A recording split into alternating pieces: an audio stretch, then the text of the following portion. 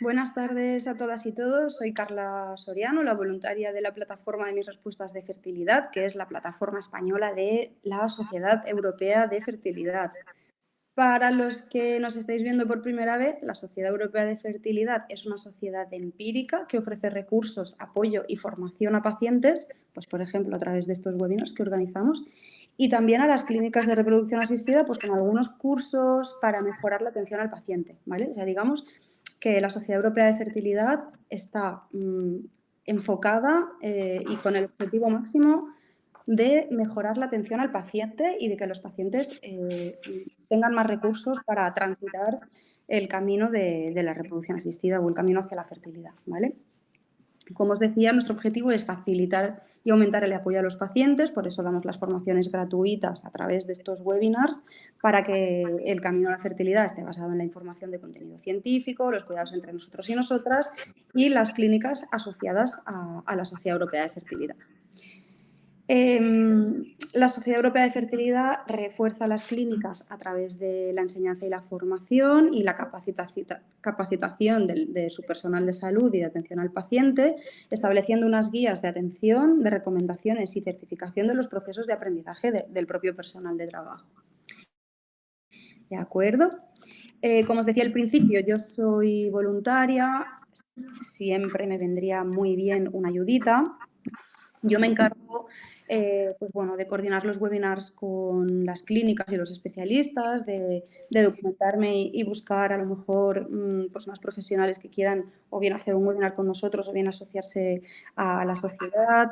Me encargo de llevar las redes sociales, me encargo un poco de la parte de comunicación y coordinación. Entonces, hay una cosa que nunca llego a hacer porque no me da la vida, que es transcribir las preguntas y respuestas que hacemos al final de la presentación de los médicos, ¿vale? O sea, sabéis que cuando el médico o el especialista termina la presentación, termina el webinar, nosotros abrimos la pizarra de preguntas y respuestas. Me vendría súper bien que alguna o alguno me transcribiera la pregunta y la respuesta que se publican en el webinar y me lo mandaseis al mail que os pondré después en el chat privado que tengo con los asistentes, ¿vale? Ahí lo dejo. Os cuento también que si vais a mis respuestas de fertilidad.es hemos activado un botoncito de donaciones. Creo que empieza desde los 10 euros, 5, 10 o 20, ahora no recuerdo, pero es una cifra así como muy bajita. Se pueden hacer donaciones de manera puntual, te lo puedes programar de manera mensual, semanal, como queráis, ¿vale? Pero esto haría que el proyecto pues, fuera cogiendo un poquito más de forma y a lo mejor pudiéramos profesionalizar todavía más el proyecto de dar formación gratuita a pacientes sobre fertilidad y sobre reproducción asistida. Creo que no me dejo nada. Nada, os presento que el tema de hoy es rejuvenecimiento ovárico y PRP. Sabéis que la PRP, a ver si lo digo bien, es la, ayúdame si no, perdón, es que no quiero meter la pata, plasma enriquecido con plaquetas, ahí estamos. Para ello tenemos con nosotros esta tarde a la doctora Nuria Castelló. Buenas tardes, doctora. Hola, buenas tardes. Paso a leeros ahora mismo su biografía y ya damos paso al webinar enseguida. La doctora Castelló trabaja actualmente como especialista en reproducción asistida en la clínica, en la unidad de reproducción del grupo UR de Murcia, ubicada en el Hospital HLA La Vega. La doctora se formó como médico especialista en ginecología y obstetricia en el Hospital de Vilajoyosa, en Alicante, desde el 2014 hasta el 2018. Y desde que finalizó su formación ha trabajado en varios hospitales y clínicas como especialista en ginecóloga y obstetricia, así como especialista en reproducción asistida en la unidad, como os decíamos, del grupo UR de Murcia. Como dato de interés, trabajó de voluntario en Meki, Etiopía, en el año 2014 con la Fundación Pablo Horstmann como docente de los profesionales sanitarios de dicha ciudad en el control gestacional. Os recuerdo de nuevo que al final del webinar, al final de la presentación, abriremos el turno de micro abierto, haremos ronda de preguntas a la doctora. Las podéis ir escribiendo desde ya en el chat, yo me las voy marcando como preguntas y poco a poco las iremos lanzando en la pizarra, ¿vale? Haremos de uno en uno, yo leeré en voz alta la pregunta y la doctora Castelló irá contestando. Recordaros brevemente que este webinar está siendo grabado, que a partir de esta noche o mañana, a lo largo de la mañana, lo subiremos a nuestras plataformas. Seguramente lo encontraréis en primer lugar en YouTube, que es la primera plataforma a la que la subimos. Después lo meteremos en la página web y yo luego iré anunciando en redes sociales que ya tenemos acceso al link y os iré recordando, ¿de acuerdo? Y ahora sí, ya me callo, doy paso a la doctora, voy a poner aquí la presentación y espero que aprendáis muchísimo. Y doctora Castelló, gracias y adelante. Muy bien, Carla, muchas gracias por tu presentación y un placer estar aquí con vosotros. Bueno, pues nada, lo dicho, lo que ha dicho Carla, vamos a hablar sobre el plasma rico en plaquetas. A día de hoy, dicho plasma tiene muchas finalidades en medicina, se utiliza en muchos campos, traumatología, medicina estética y muchos más.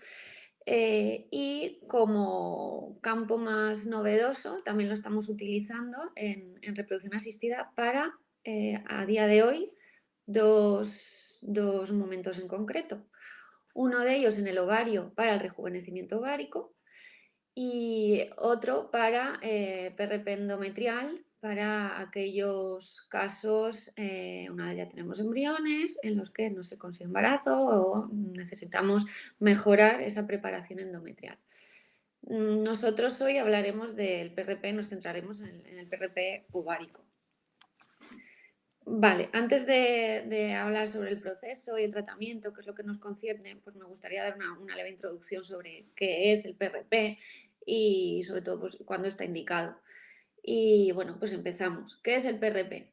El PRP, plasma rico en plaquetas. Ahora veremos cómo se consigue, pero digamos que con una extracción sanguínea vamos a conseguir el plasma que tiene una concentración elevada de plaquetas y de otros marcadores, de otras moléculas. Estos dos componentes, por un lado las plaquetas, aquí tenemos en la presentación las plaquetas cuya finalidad principal lo que hacen es aumentar la revascularización de tejido dañado, con el tejido conectivo también lo restituyen. Y por otro lado, los factores moleculares, que son sobre todo citoquinas y factores de crecimiento, también lo que van a hacer es básicamente lo mismo, regenerar el tejido dañado. Esto a nivel del ovario, ¿qué quiere decir?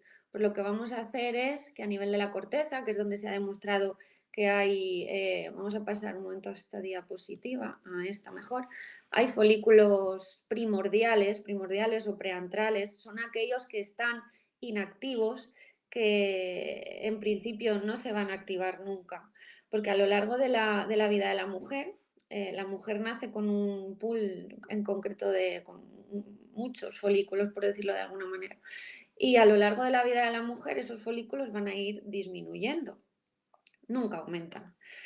Pero hay algunos folículos que en principio nunca se van a activar. Lo que van a hacer estas plaquetas y estas moléculas, estos factores de crecimiento y citoquinas, es activar en la corteza, que es donde se sitúan estos folículos, ¿vale? Para poder utilizarlos. Este es un estudio en el que se estudiaron mujeres con baja reserva ovárica y las cuales se vio idiopáticas, son mujeres sobre todo en este caso jóvenes, en las que se vio que un 60% no tenían folículos, que un 30% tenían escasos folículos y un 10% sí tenían, pero el problema era ese, que no se activan. Pues bien, esta es la finalidad de las plaquetas, activar estos folículos. Volvamos a la siguiente presentación, a la siguiente diapositiva, y es sobre cómo vamos a utilizar este plasma, cómo vamos a conseguirlo. Pues bien, lo que hacemos es realizar una extracción sanguínea a la mujer, de hecho la hacemos el mismo día que se va a realizar el procedimiento de introducir el plasma en los ovarios, y lo que vamos a hacer con esta extracción de esta sangre es centrifugarla. La vamos a centrifugar a muchas revoluciones por minuto, 1900 aproximadamente, durante 9 minutos, para conseguir separar, como veis ahí en la imagen, separar los componentes de la sangre. Vemos que en la parte de abajo del tubito se quedará lo que más pesa, pues las células, los hematíes, y en la parte superior el plasma. Dentro del plasma es donde, pues, donde encontraremos las plaquetas y estos factores. ¿Qué necesitamos, por tanto? Bueno, pues lo hemos ido diciendo, un equipamiento de laboratorio específico para la obtención de esta muestra y lo que obtenemos, pues eso, sacamos 4 tubos de sangre a la mujer, vamos a obtener 6 mililitros de plasma para introducir, para inyectar 3 mililitros en cada ovario. Este plasma activaremos sus componentes con cloruro cálcico, es lo que utilizamos, y lo inyectaremos en los ovarios como muy tarde, unos 2 minutos después de obtener la muestra. Es importante tener en cuenta que es un proceso que en el mismo día se realiza, el mismo día la paciente se puede ir a casa, es poco invasivo y poco más. Y es intrahospitalario. De hecho, nosotros nos situamos en un hospital que nos pues, tiene de ventaja el control de la paciente durante las horas de ingreso. La paciente acude a la clínica por la mañana, se le realiza la extracción de sangre y un par de horitas después se le hace la introducción, la inyección del plasma en los ovarios. Es parecido, el proceso al final es parecido para la paciente como si fuese una captación de ovocitos, una punción de los ovarios. Es igual, lo único que en lugar de aspirar los óvulos, lo que hacemos es inyectar el plasma en la corteza de los 2 ovarios. Aquí tenéis una imagen de pues, más o menos el procedimiento de cómo se hace, introducir el plasma en la corteza ovárica. En la imagen también veis el endometrio, como os he dicho antes, que también se puede utilizar el PRP para mejorar la calidad del endometrial. Bueno, esta diapositiva era muy bonita porque era dinámica, no me funciona aquí, pero bueno, os la explico. Lo que quiere decir es, lo que quería decir con ella es que la edad materna a lo largo de los últimos años ha variado mucho en la que deseamos ser madres.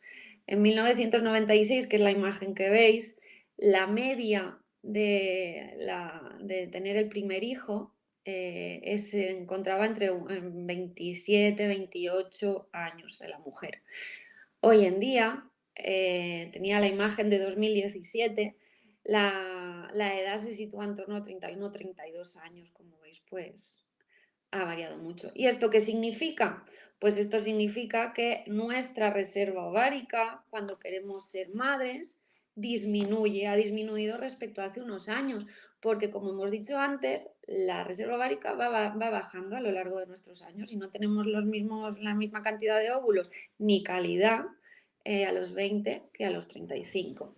Claro, de aquí a que surge la necesidad de encontrar algo en reproducción asistida que nos ayude a conseguir un embarazo con óvulos propios sobre todo antes de pasar a una ovodonación. Porque claro, sin estos recursos, una mujer con baja reserva ovárica o con fallo ovárico prematuro, en la que por ejemplo, también se han intentado varios ciclos de fecundación in vitro con poca respuesta.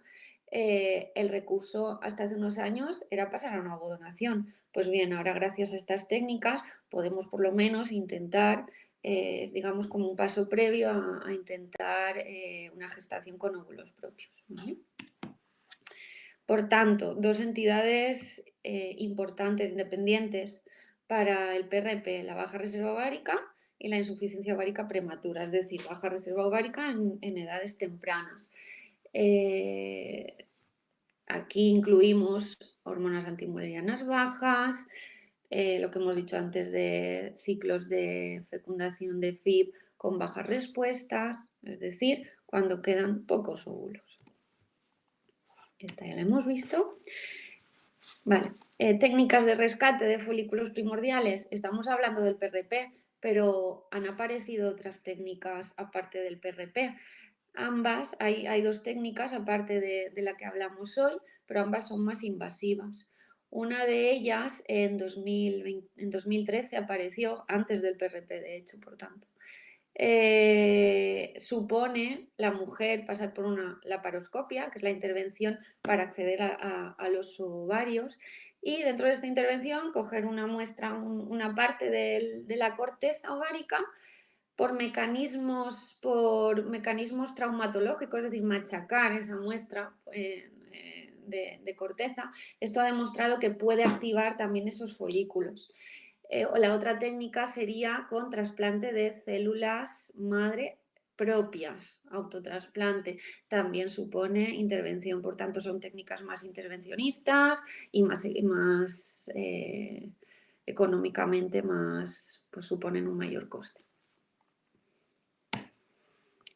Bueno, y ahora sí que vamos a dar unas leves pinceladas de algunos de los estudios que han estado investigando el PRP. He de decir, importante, que a día de hoy aún se trata de un proceso experimental, ¿vale? Que sí que estamos en las clínicas ya empezando a utilizarlo, está demostrando buenos resultados, pero no debemos olvidar esto, que aún es experimental. Este es un estudio de 2020 en el que a 311 mujeres se les realizó el PRP sin un grupo control, es decir, a ellas solas fue a las que se les realizó el estudio. Y bueno, pues resultados prometedores, porque de las 311 mujeres, 23, perdón, que no me ves, y 23 fueron las que consiguieron embarazo espontáneo. Y después de un tratamiento de fecundación in vitro, 13 de ellas fueron las que lo consiguieron. O sea, son pacientes que vamos a tener en cuenta, si es un número bajo, pero hay que tener en cuenta que sin este tratamiento tiene una muy baja reserva. Entonces, los embarazos, probabilidad de embarazo es muy, muy baja. De los mismos autores, ampliando la muestra ya con 510 mujeres estudiadas, hicieron otro estudio en el que se consiguió un 20% de embarazo, mucho para esta reserva ovárica. Por tanto, sí que estamos viendo, y aquí tenemos una tabla en la que podemos comparar, sí que estamos viendo una mejoría en cuanto a parámetros que suponen estudio de la reserva ovárica, como son, aquí tenemos en este estudio varios parámetros que se estudiaron antes de inyectar el PRP y después. Uno de ellos, el recuento de folículos antrales. Como podemos ver, antes del PRP el recuento era de 2,6, 3 folículos, y después 4,2, 4,5. Hay una marcada, sí, sigue siendo baja, pero volvemos a lo mismo. Sí que hay un marcado aumento significativo estadísticamente, perdón. La hormona antimuleriana también subió de 0,3 a 0,5 y lo importante, el número de blastocitos, de embriones conseguidos de 0,6 se llegó, es decir, de 0,1 se llegó a 2,3, o sea que está muy bien. Nada, esto es lo mismo, que aumentamos la significativa, estadísticamente significativo el nivel antimuleriana, FSH, recuento de folículos. Bueno, lo siguiente que os presento es una revisión de varios estudios en los que se ha analizado la efectividad del PRP, en la que concluyen, y es importante esto tenerlo en cuenta, que hay a día de hoy una gran variedad de protocolos a la hora de utilizar el PRP, pues por lo mismo, porque estamos en una fase aún experimental. Heterogenicidad, ¿qué me refiero? Pues que no hay un protocolo exacto que te diga esto es como mejor funciona y así es como lo tienes que hacer. No sabemos si inyectando solo un ciclo de PRP es suficiente o no, necesitamos inyectar una segunda, en un segundo tiempo de nuevo en esos ovarios otra vez del PRP para aumentar la probabilidad, para aumentar el pool, ¿no? El recuento de estos folículos. Parece que sí. Además, no tenemos claro aún cuántos mililitros de plasma inyectar en cada ovario. No sabemos bien cuánto tiempo debemos esperar para que ese recuento sea mayor. Parece que a los 2-3 meses, mes y medio, 3 meses de introducir este plasma es cuando es más efectivo. De hecho, es así como lo estamos haciendo y en nuestra clínica lo hacemos así. Al mes y medio, 3 meses de la inyección del plasma en los ovarios es cuando hacemos la estimulación de esos ovarios para conseguir ovocitos. Bueno, por tanto, como conclusión, que sí que parece mejorar los marcadores de reserva ovárica, la tasa de gestación espontánea también y la de fecundación in vitro, pero que es sobre todo, y es con lo que nos tenemos que quedar, que es un recurso previo a la ovodonación en aquellas mujeres en las que quieren un último intento, digamos, de conseguir gestación con los ovarios, pero que necesitamos muchos más estudios que nos demuestren estos hallazgos. Ventajas, que es fácil preparar el PRP, es muy sencillo, es una extracción de sangre y después una intervención muy sencilla, con una anestesia suave, que dura 10 minutos y sin ingreso. Y bueno, sí, problemas, pues que a nivel de los ovarios solo pueden actuar sobre los folículos residuales, que no está claro que mejore la calidad de esos óvulos, que hay metodología muy diversa. Y bueno, lo dicho, nosotros lo que hacemos es inyectamos el PRP y al mes y medio, 3 meses hacemos la estimulación y que se podría repetir a los 20 días para, si no hemos tenido un buen aumento de antimuleriana o de recuento de folículos, intentarlo de nuevo. Pues esto es todo lo que os quería contar. Pues muchas gracias, doctora Castelló. Súper interesante. Mira, yo había cosas que no había escuchado todavía. Vamos, si queréis, con la pizarrita de preguntas y respuestas. Yo he lanzado algunas, he visto que... Vamos primero con Pernille, no sé si es pernil, no sé. ¿Se puede hacer el tratamiento PRP sin hacer una in vitro? Sí, claro, a ver, una de las cosas que ha demostrado mejorar es también la gestación espontánea, que sí que sigue siendo difícil por baja reserva, pero por supuesto. De hecho, os digo a nivel personal que en nuestra clínica tenemos un caso de una inyección de PRP que ha dado una gestación espontánea, o sea que sí.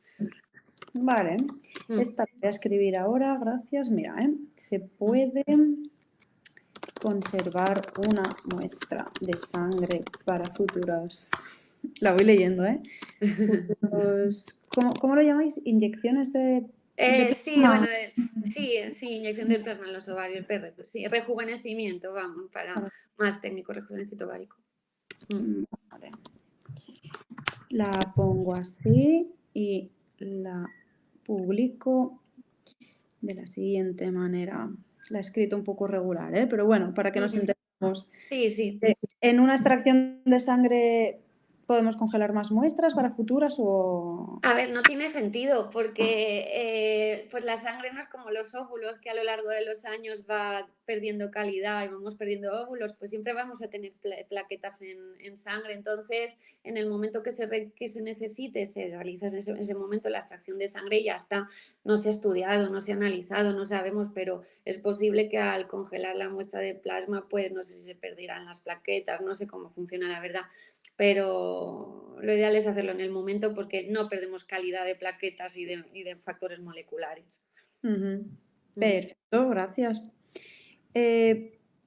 ¿Cuáles son los riesgos o efectos adversos, si existen, digamos? Antes de algo que has comentado, pero... Sí, a ver, bueno, pues al fin y al cabo estamos diciendo todo el rato que sí que es un proceso sencillo, pero bueno, no deja de ser una intervención, aunque sea sencilla. Es una intervención que tiene muy pocos riesgos, el mismo que el de una punción en un tratamiento de fecundación in vitro. Riesgos pues de la propia intervención, pero ya te digo, son muy bajos. Sangrado en el momento, infecciones, ya te digo, a día de hoy son muy bajas las probabilidades de esto. Y luego, por otro lado, bueno, sí que es verdad que cuando encontramos pacientes con patologías ováricas, quistes, primero hay que analizarlos y luego valorar si es posible según el perfil de ese quiste, pues valorar si realizarlo o no el PRP. Gracias. Aquí viene una pregunta súper interesante Ujú.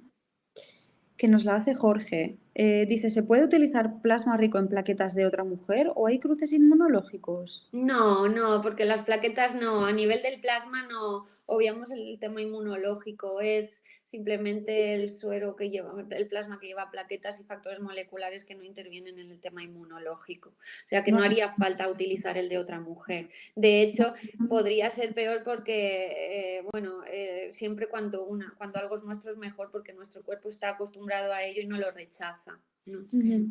Mm. No se me habría ocurrido esa pregunta. Sí, sí. Veo que alguien está escribiendo, ¿vale? Mientras Vale. tanto, voy a poner, por ejemplo, esta de aquí. Entonces, para que nos quede claro, ¿mejora la reserva o la calidad de los ovocitos? Sobre todo, a ver, mejora la reserva. Claro, ¿qué es la calidad de los ovocitos? Ya cuando nos planteamos, sobre todo cuando nos planteamos hacer el rejuvenecimiento ovárico, hablamos de edades, perdón, de edades maternas avanzadas.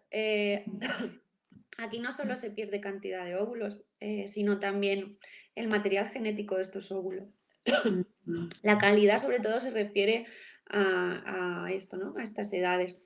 Material genético de los óvulos que puede estar alterado y, por tanto, a los embriones heredar estas alteraciones. El más frecuente es síndrome de Down, ¿vale?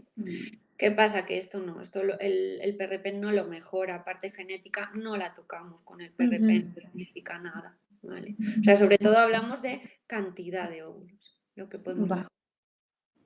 mejorar. Bueno, que tampoco está mal de cara a una in vitro, ¿no? Claro, claro, claro. Por supuesto. Vamos con Julia esta vez. Dice, ¿se está haciendo este procedimiento también en mujeres mayores de 40? Sí, sí, por supuesto. De hecho, la mayoría de las mujeres, la edad media a la que se está realizando son los 40 años, porque es cuando está más baja la reserva ovárica. De acuerdo. Pernil hacía una pregunta un poco indiscreta, pero la voy a publicar. Tía, ¿en qué clínica pueden hacerme el PRP sin obligación de hacer in vitro? Pues en la nuestra. Claro, por Pues, supuesto.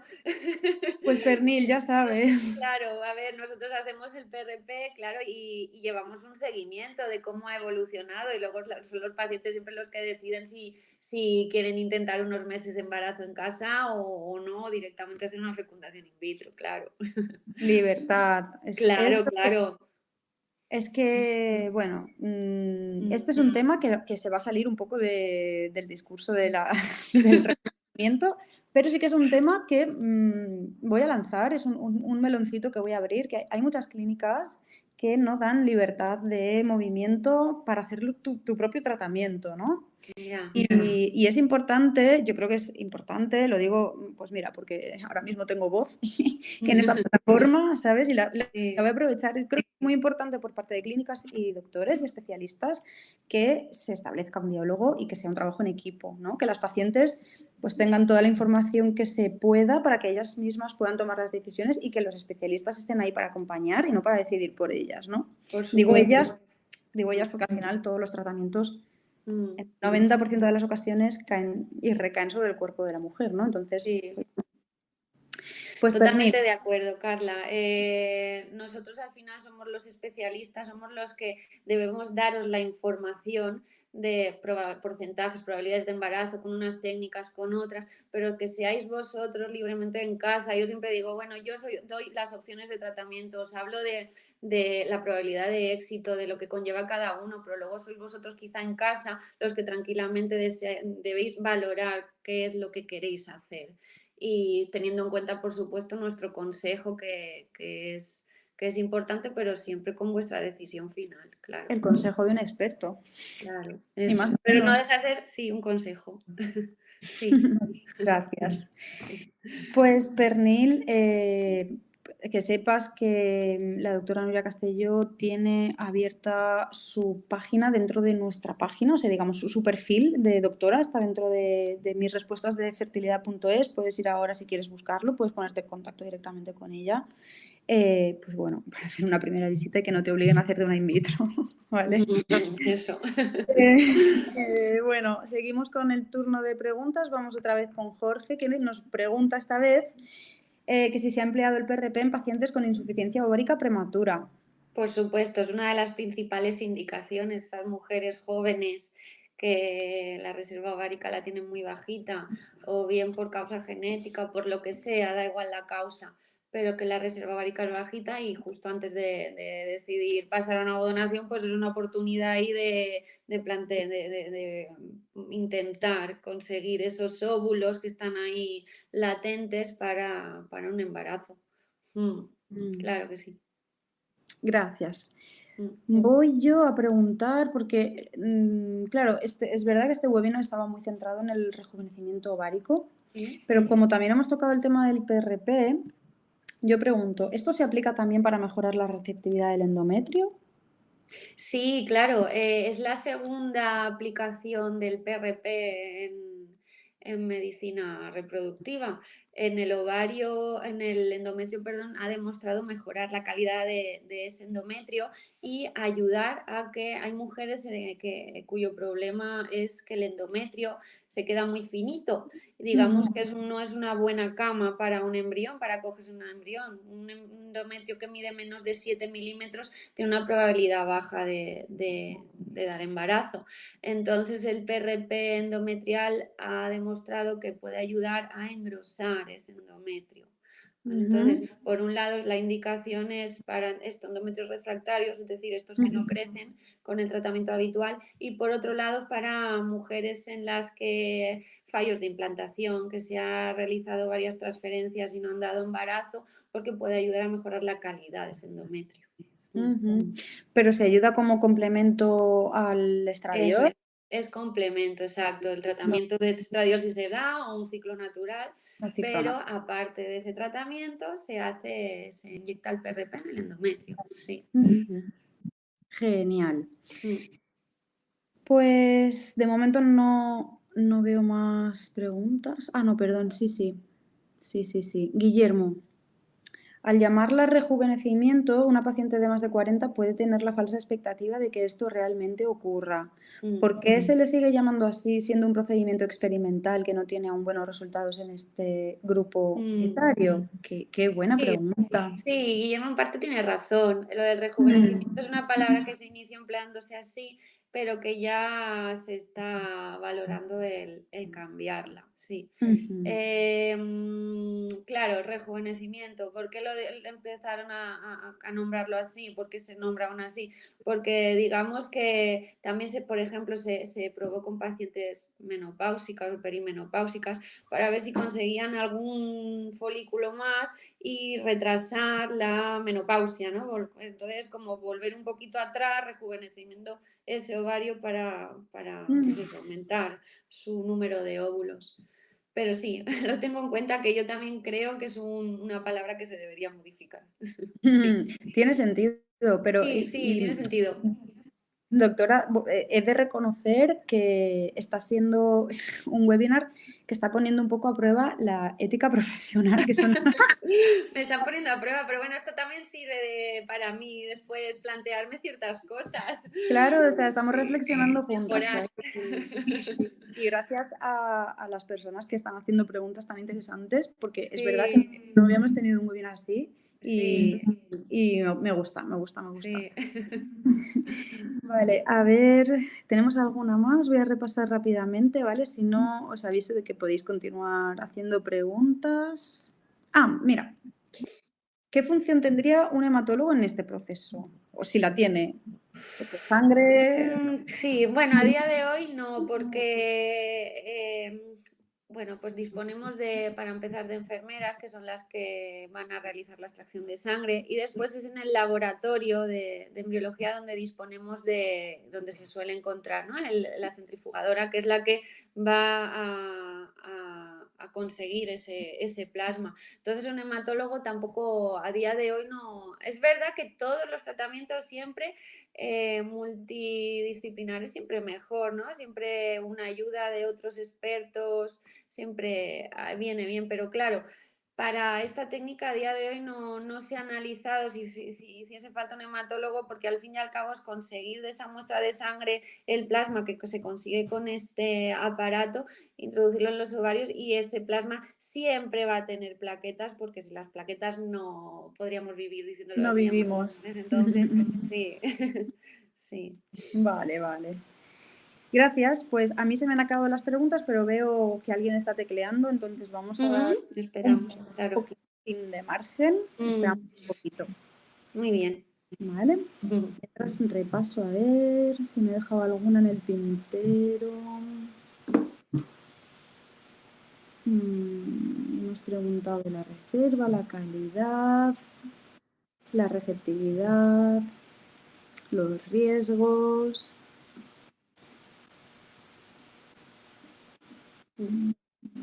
Mira, ya han escrito. Sí, era Julia. Julia que nos comenta que cuál suele ser el coste de este procedimiento. Pues mira, yo no lo sé. Pues a ver, yo no te lo puedo decir seguro 100% porque es verdad que yo cuando estoy en la consulta no sé precios de nada, porque no me quiero basar en eso para recomendar tratamientos, simplemente según las indicaciones médicas, resultados de pruebas, es lo que me gusta aconsejar, independientemente del coste. Creo que ronda, no sé si entre 500 y 700 euros, no lo sé, cada infusión.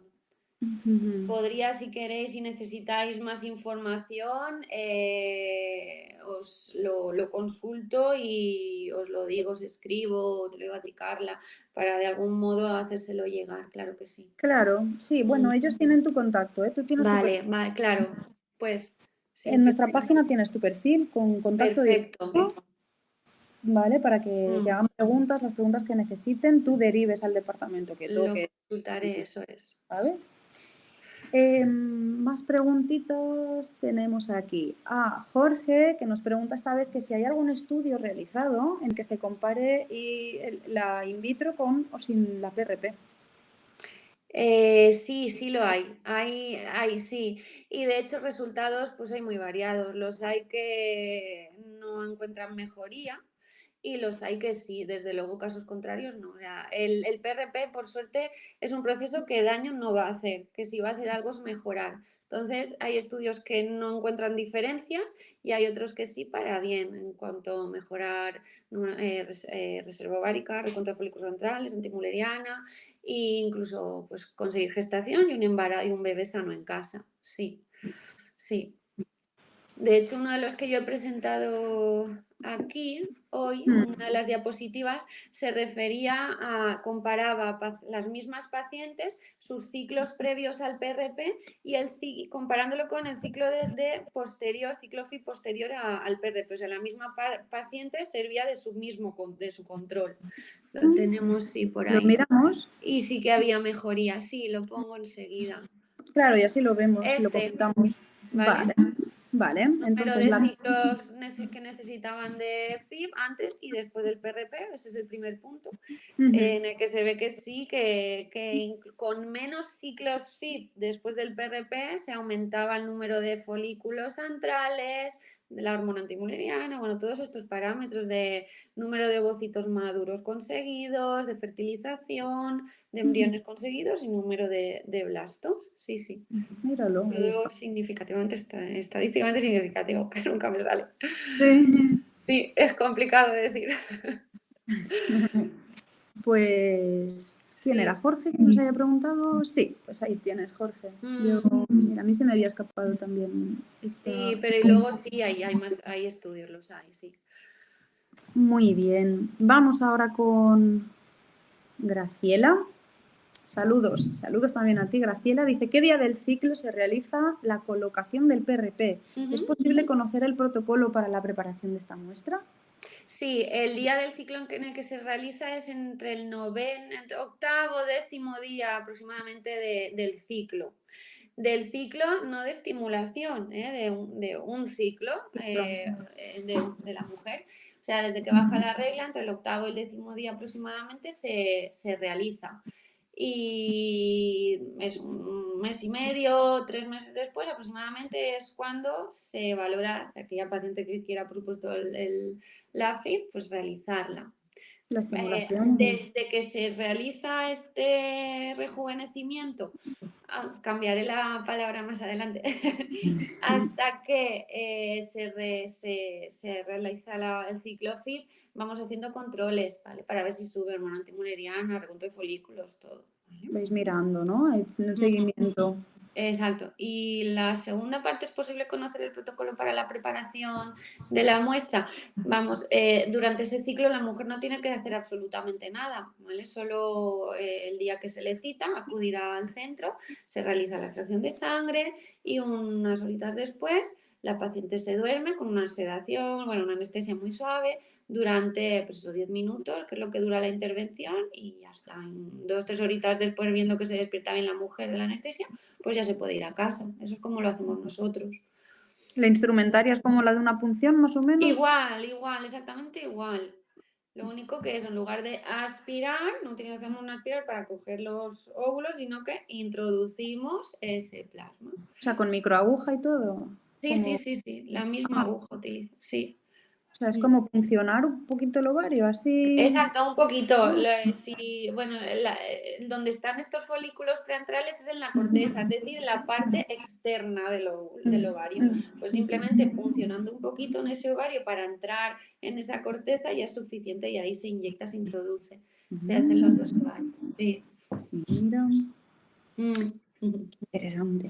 Noelia, ¿habría alguna contraindicación para una persona que tiene 2 miomas de unos 5 o 7 centímetros? Ninguno, porque los miomas se localizan en el útero y por tanto no los vamos a tocar, no vamos a hacer nada con ellos. Lo único, situación que podría dificultar el PRP, que estos miomas dificulten llegar el acceso a estos ovarios. Hay veces que los miomas hacen que los ovarios se encuentren en una posición que son difícil de pinchar, de llegar a ellos.